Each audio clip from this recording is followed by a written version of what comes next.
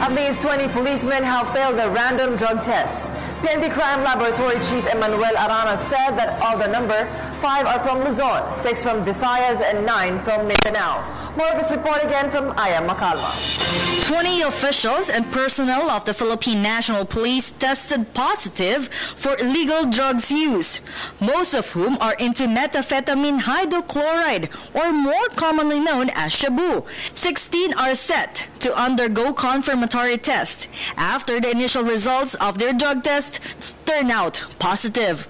According to PNP Crime Laboratory Director Police Chief Superintendent Emmanuel Aranas, 5 of those who tested positive are from Luzon, 3 of whom are from the Quezon City Police District, 6 are from the Visayas, and 9 from Mindanao. The results came from the mandatory random drug tests conducted on the whole National Police Force, where 22,238 were tested.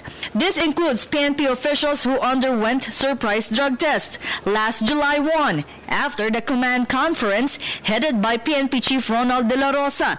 Aranas confirmed that all the officials present turned out negative. Most of those who tested positive hold the ranks of PO1 and PO2.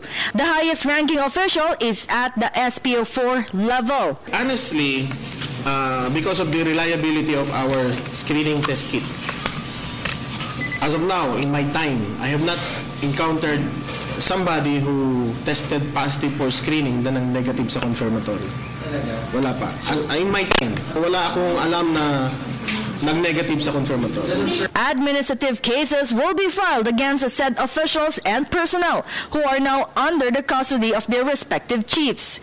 The PNP is bent on continuing the nationwide random drug test on the whole police force. Aranas expects the number to increase in the following days.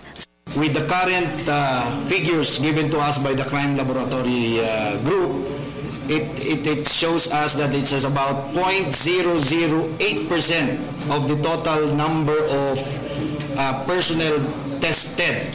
So, though this is a very minimal percentage, still we take this seriously at sinisigurado ho natin na kung maaari mag-0% yan.